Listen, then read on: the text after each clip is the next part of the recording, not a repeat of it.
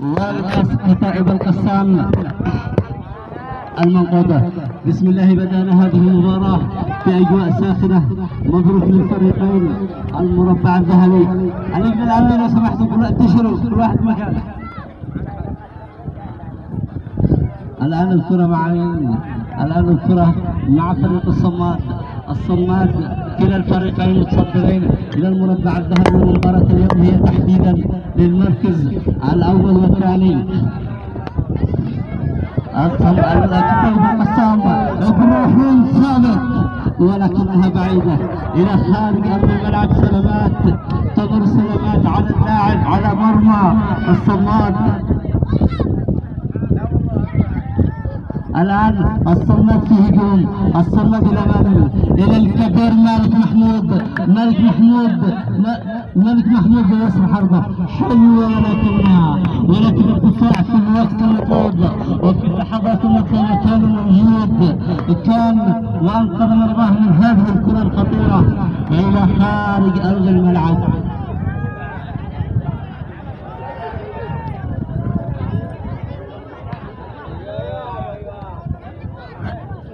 الآن نعود إلى مجريات اللقاء.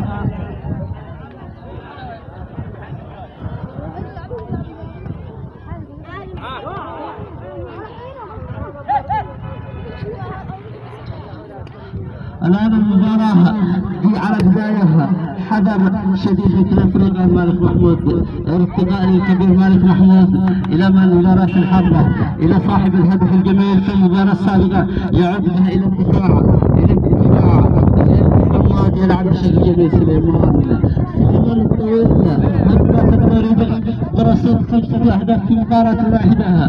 الذي كان له 5 أهداف في مباراة الآن الصماد، ولكنها بعيدة إلى خارج أرض الملعب. أول محاولات الصماد كانت أعطلت القائمة بسنتيمترات. الآن فريق كتائب القسام لا سينهزم القسام، لا مستحيل. القسام لا ينهزم إلا إذا كان هناك انتبه مالك الخطير مالك محمود. انتبه منها في الشباك. الكرة إلى خارج أرض الملعب. نعود من جديد مع إبراهيم ثابت على تنفيذ إلى من؟ إلى الحسن سليم، ولكنها خطأ إلى دفاعات الصماد. دفاع الصماد. الآن الكرة في اليد جميلة الصماد حلوة الأول الثاني، ولكنها بعيدة عن الجميع إلى خارج أرض الملعب. تنفذ بشكل سريع إلى من؟ إلى فريق كتائب القسام. حلوة جميلة من الدفاع إلى سليمان الطويل، ولكنها إلى خارج أرض الملعب. الآن تنفذ بشكل سريع، ولكن الكرة مع دفاعات كتائب القسام اليوم. ماذا سيقولون للصماد؟ هل سيقولون كيف يا صماد نحن الأول، أم أنهم سيرضون بالمركز الثاني؟ من صاحب الكلمة اليوم؟ من سيكون المركز الأول ومن سيكون الثاني المركز الثاني؟ المجموعة الثانية. ننتظر جميعا إلى مالك إلى سليمان. ثنائي جميل، ثنائي ممتع ينتظره الجميع. الكثير من لمسات هؤلاء اللاعبين الثنائيات بينهم كما عهدنا منهم إلى مالك إلى من؟ يعود إلى الدفاع ولكنها مقطوعة من كتائب القسام إلى خارج أرض الملعب. الكرة إلى خارج إلى مالك إلى سليمان إلى الدفاع. يا الله هذا الخطأ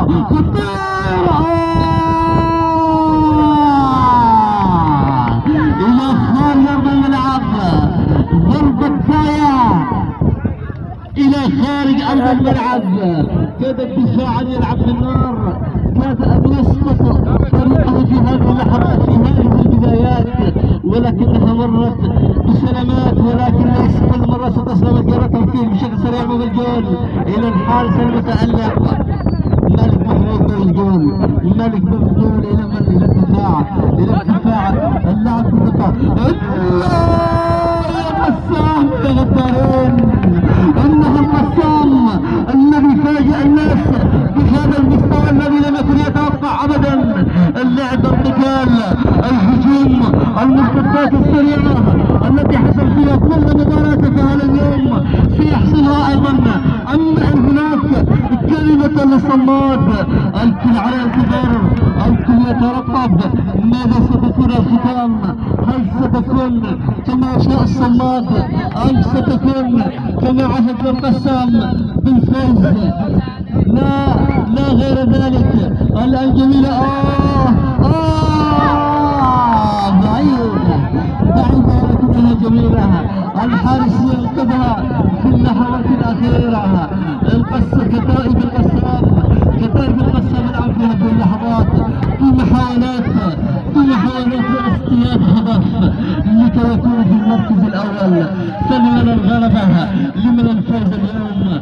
من سيكون في المركز الأول للمجموعة الثانية ومن سيكون المركز الثاني؟ هذه المباراة كلهم صعدوا، كلهم في المربع الذهبي، ولكن من هو الأول ومن هو الثاني؟ إبراهيم مقطوعة كرة إبراهيم من سليمان يبعد الخطر من إبراهيم، المرعب إبراهيم إلى مالك. يا عيني على مالك، لمساتك يا مالك، لعباتك يا مالك، على مالك. الجميع ينتظر مالك بشكل جميل. الآن الصماد المرعبين، الصماد، ولكن الجميع يقاتل في الدفاع، الجميع يستميت. كاد الخطرين يكون من سليمان هداف الدوري حتى هذه الجولة. سليمان الهداف برصيد 5 أهداف، بينما عاهد الربيعي برصيد 4 أهداف. هم يتنافسون حتى هذه المباراة، حتى هذه المباراة الآن بشكل سريع. فريق الصماد بشكل سريع إلى من؟ إلى دفاعات القسام، الدفاعات الصلبة حتى اليوم. فهل سيستمر هذا الدفاع؟ سيستمر بنفس القوة بنفس النهج؟ وهل سيستمر بالفوز؟ أم إن الصماد سيضيف هذا الفوز في هذه المباراة؟ الجميع ينتظر. يا سليمان، يا غدار يا سليمان، ولكنها مرت بسلام.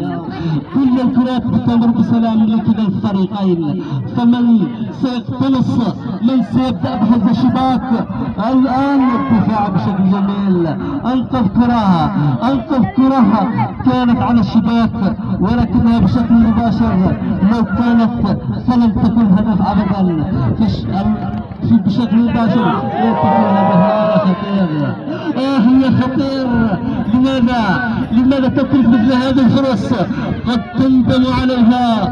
تندم على فرصة مثل هذه في المستقبل. انت تذكر القسام من التسديد.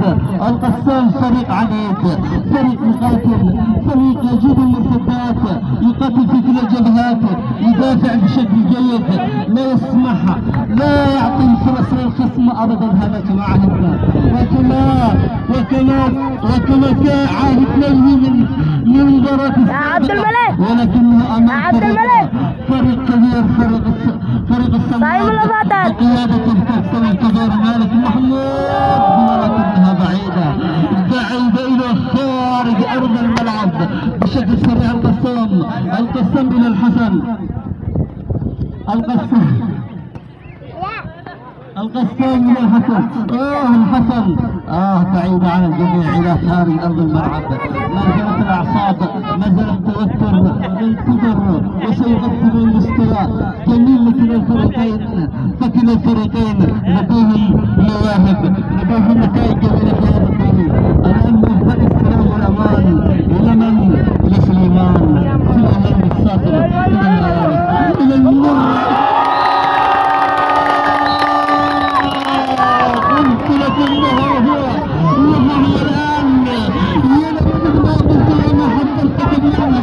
إنه مالك المرعب، إنه مالك النجم الكبير. الله، هدف على القسام. الآن القسام هدف، ولكنه القسام الذي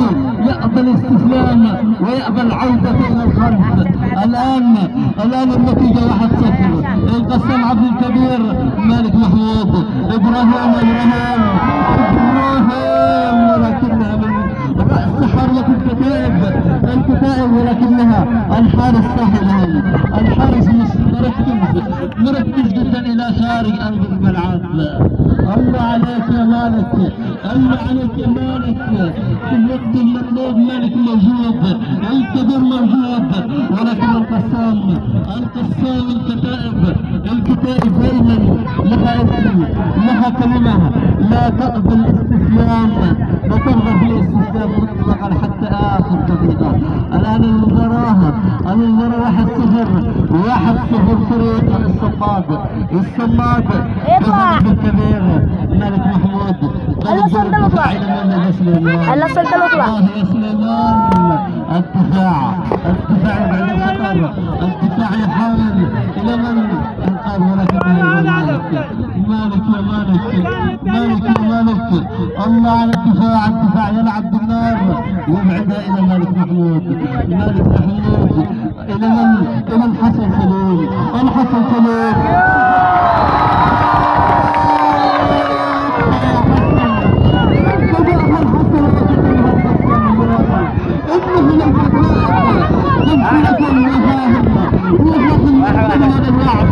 كأنهم فريق لا يستسلم ابدا كمال الفرق، ولا يرفض ان يكون صاحب الاستسلام، ويرفض الرايات البيضاء ايضا. الملك الاول تكتل دفاعي من هذا الفريق، انه يلعب بخطه سريعه، تكتل دفاعي مع ارتداد سريع، مع هجمات سريعه. الان القسام الان بدا المباراه عن طرفه، ولكنها شعلت، ولكنها ولعت. الحسن من يولعها، الحسن من يشعلها، الحسن الجميل الى زميله ومن مالك محمود القائد. انقذ الخطر بعد الخطر. الحسن هذا الملعب لاعب كبير، لاعب دائما مستواها في القمه، دائما لا يضيع ابدا، لا يختفي ابدا. عليك يا حسن. اذا طلع الحسن بدات الخطوره، اذا وقف الحسن وقفت الخطوره. هذا كمان حسن، هذا القلب. الآن مع المعلق الكبير ولكنه هرب. الآن ذهب إلى القسامة. الكتائب مقطوعة من الحسن، مقطوعة من الكبير. الآن الصماد ولكنها بعيدة عن الجميع، هناك تكافؤ في الهجمات تكافؤ، هجمة هنا وهجمة هناك. الآن المباراة، هؤلاء الفريقين هم من المرشحين الأبرز لهذه الكأس، فكلا الفريقين لديهم العناصر التي ستكون في مقدمة المرشحين. فكل الفرق الأربعة لا نعرف من نختار منهما، نقول كلا الفريقين عليك العميد القدس. الدفاع تشتيت كرات، ابعاد خطر. هذه هي الكتائب التي تبعد دوما الخطر بعيدا عن مرماها. لا ثغرات لدى الدفاع هذا الا ما يضر، الا الخطيرين، الا المالك. هل سيكون المالك كلمة الفصل ام ان الكتائب ستقول لا عفوا يا مالك، مهما كان فنحن لا نسقط ابدا. نحن من يواجه الكبار، نحن كبير امام الكبار. على الكلى هذا، ولكن الدفاع يقاتل. مبدأ الامان والسلام الى خارج ارض الملعب، مبدأ الامان والسلام من الكتائب المرعبين، الكتائب الى مالك ولمساته، مالك ولعناته، مالك الى الدفاع. القسام الصماد دائما ما يمتعنا. بلمسات جميلة. دائما هذه العناصر دائما كان الصماد صاحب بطل الكأس السابقة. هذا هو البسام. فماذا سيكون هذا الموسم؟ هل سيستمر بحفظ الكأس أم أن هناك فرقة ستظل هنا في هذه الأيام المقبلة؟ السلام الجميع. الواقع ماذا سيكون الواقع؟ الواقع يقول هناك مباراتات هناك قوية، هناك مباريات هناك صعوبة سيعاني منها كلا الفريقين أو الأربعة الفرق، فكل الأربعة الفرق ضعيفة بينهم. الآن الملك محمود تغيير يا مالك، تغيير لاعب بشكل جميل، ولكن الحكم انتظر الضعيع يحتسب خطأ لصالح دفاعات الكتائب. الحسن مع مالك، الحسن الخطر. يا حسن، ولكن بعيد عن المرمى الى خارج ارض الملعب، الى خارج. تكافؤ، هجمة هنا وهجمة هناك. الآن إلى الجناح الرائع، إلى الدفاع، إلى رأس الحربة، إلى مالك محمود، إلى حبيب الجماهير. ولكن الدفاع صاح مالك، الدفاع الذي يقظة كبيرة إلى سليمان، إلى الهداف الثاني سليمان. كرة مقطوعة إلى الحسن، الملعب الحسن. فكرة جميلة، فكرة رائعة، ولكن الحكم الكبير نجوم التعالى ساحل بكل الأخطاء. لا مجال للأخطاء عند هذا الحكم أبدا. دائما كل قراراته صائبة، نتمنى له التوفيق. تمر كل المنطقة. الآن إلى خارج أرض الملعب. الصماد الآن في هجمة إلى مالك يواجه تكتل دفاعي. هذا هو البسام بتكتله الدفاعي بمرتداته القاتلة. لقد دمر فريقين بنفس الأسلوب. في هذا الأسلوب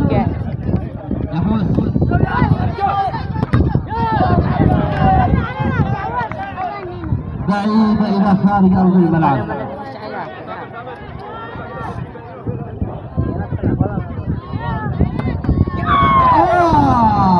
عجبنا اليوم. يا بسام يا غفارين، دائما كل مباراة مع المستوى، دائما تفاجئون الجميع في مستوياتكم. مالك الآن يعطي توجيهات للفريق. لا مجال للأخطاء،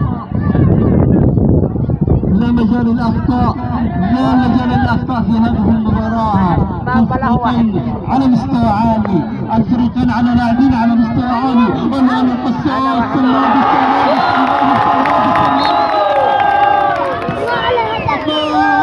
يا صماد. عليك يا صماد.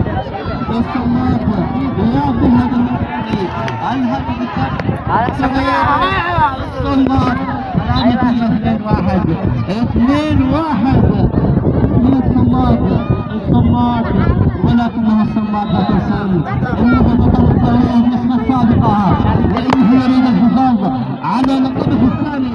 فهل سيستطيع امام هذه الفرق القوية؟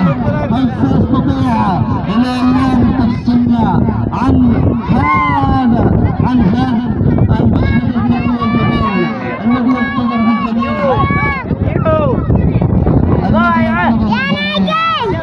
على كمان مالك كرة مقطوعة. الحسن مع زميله، الحسن ولكن الكرة بعيدة عن الجميع. الحسن مع الغدار،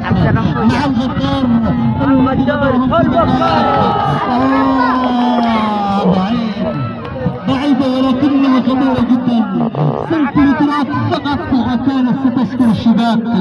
عليكم يا صماد. الصماد الآن صحيان صمادي، ولكن الكتاب لها رأي آخر. النادي ينتظر الكتاب. الكتاب كيف الحارس بمراد صديقها أن تسكن الشباك، ولكن الحارس حارس ممتع، حارس جميل. الآن الكتاب ولكن دفاع الصماد. المادة مجال الأخطاء، لا يترك مجالا للأخطاء. دفع الصمد مرة أخرى إلى مالك، الخطير مالك، المرعب مالك، ولكن الدفاع الآن تمام. هل سيستمر هذا الدفاع يا مالك الأبطال؟ صاحب الرجل الذهبية مالك، ولكنها إلى خارج أرض الملعب، إلى خارج أرض الملعب، إلى خارج أرض الملعب الآن. ولكن الحارس الآن في الكرة للتأمين، تأمين حريم. الكتائب الآن، الكتائب مع مالك، يا مالك يا جميل، يا كابتن يا رائع. عليك يا مالك، الجماهير، كل الجماهير على مالك، تنتظر مالك، ومالك المقسم معه الجماهير حتى الآن النتيجة 2-1 لصالح الصماد.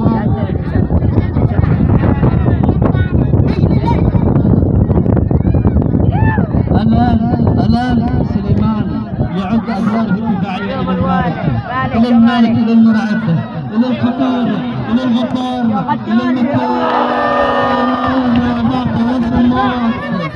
ماذا وضعت يا صماد؟ عليك يا صماد. يا رابع 2-1 تعالى. انعاد القسام انعاد القسام فمثل هذه. انا ما همك شيء الناس رجع انك يعني شوي امام الكره الى مالك، الدفاع الى مالك، الى الجميل مالك. ماذا تعطي مالك؟ كرة أكثر من ذهب ولكنهم لا يستغلونها. فإن عادت الكتائب سيكون الندم يوم لا ينفع الندم، ستكون المركز الثاني. ولكن لا زال الآن الصماد الذي يتقدم، ولا زال الآن يعتبر المركز الأول على المجموعة. خط واضح، خط مالك يا سليمان. هؤلاء الصماد المرعبون ينقذ الخطر. إبراهيم ثبت بعد عن الجمعيات الدفاع الآن له أخطاء الدفاع ليس كلام. الحارس ولكنها هناك ثقة كبيرة من الحارس، ثقة كبيرة في النفس، سيطر على الكرة ولا مجال للقلق في ظل وجود هذا الحارس. الآن الهجمة الصماد، الأنظر على مالك.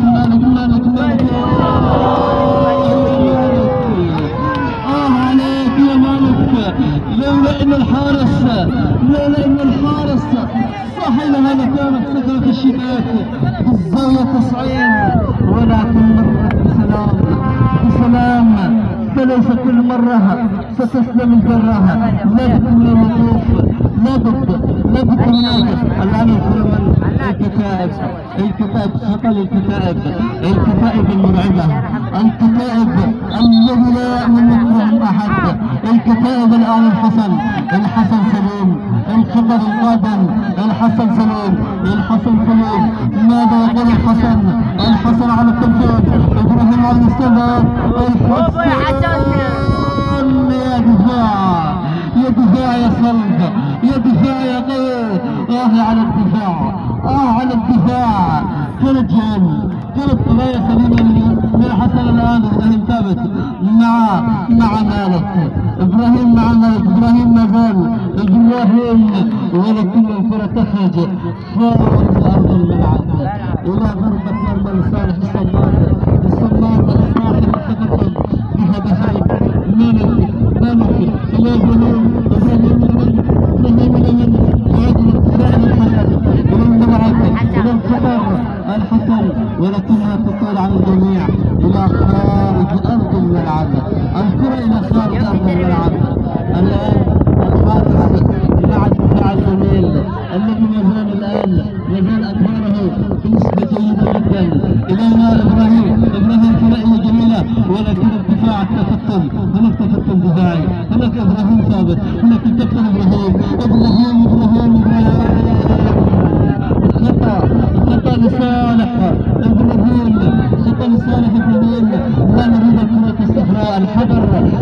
انظر أي لاعب إلى الراس الأحمر، فمثل هذه الأخطاء ستكلف الفريق أن يغادر فريقك.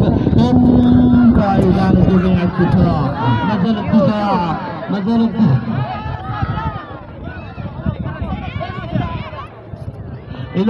الآن إلى سليمان، سليمان إلى من؟ إلى مالك، مالك من مالك لمن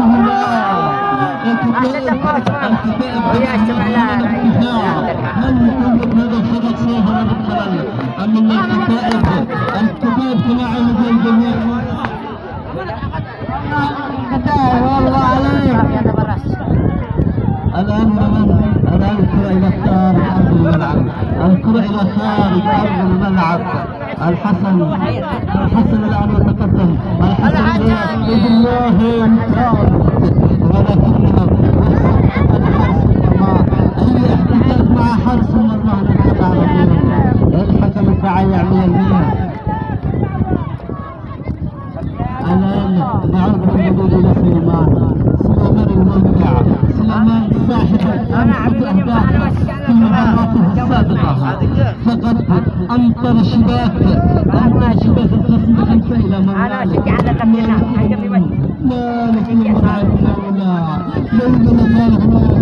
لكن هناك أهداف خطر حقيقي. الآن لمن الكرة يعاد الدفاع للقتال، فقد الكرة لكنه يشبه الأمل. فعاد من أحد الكرة من موضوع إبراهيم لكنها بشكل غير صحيح للدفاع. الآن مالك لمن إلى سليمان مقطوع الحسن وقع الحسن، وإلا لو تمكن بشكل صحيح هذا الجلاد لا يظهر إلا في وجود خطر أو وجود أهداف. له خيارين فقط في هذه المباراة، ستكون ماذا؟ سيكون خطر. هناك سليمان، هناك مالك، هناك سليمان، الآن إبراهيم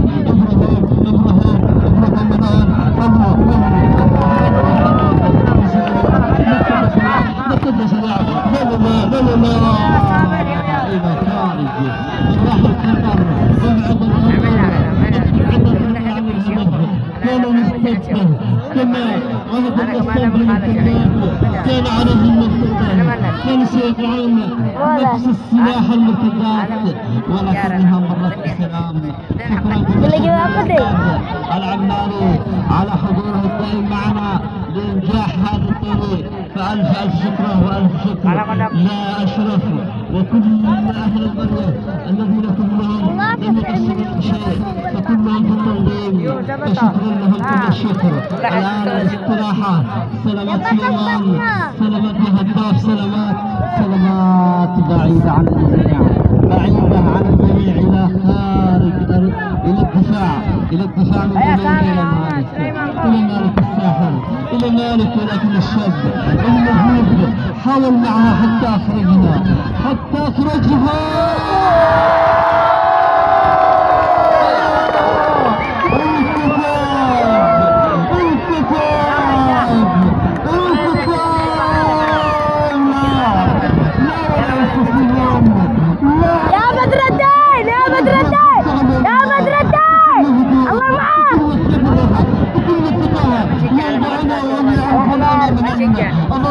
الله معك يا سليمان، الله معك. الله عليك يا صماد، يا عريض يا صماد، يا مقاتل يا صماد، يا كبير يا كتائب يا ناس.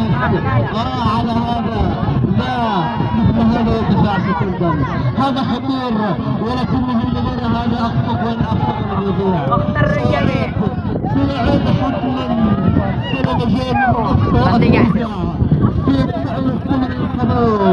الله عليك، الله عليك. حلوة السماء لك الألم السماء القطائب مقطوعة فوق القطائب. أمام السماء الشيخ ثم الشكر للشيخ إمام العماري على حضور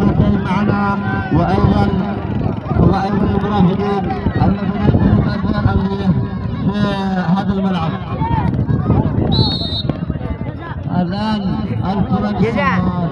الآن النتيجة 2 مقابل 2. كلا الفريقين 2 مقابل 2. هناك هجمات، هناك هجمات لكلا الفريقين، هناك لكلا الفريقين. هناك لا أحد أضعف من أحد، الجميع أقوياء. عليك يا مالك، يا مالك، يا تمام يا مالك، يا فتاة يا مالك، ولكنها مرت بسلام إلى خارج أرض الملعب. الآن في هذه اللحظات الحكم الدولي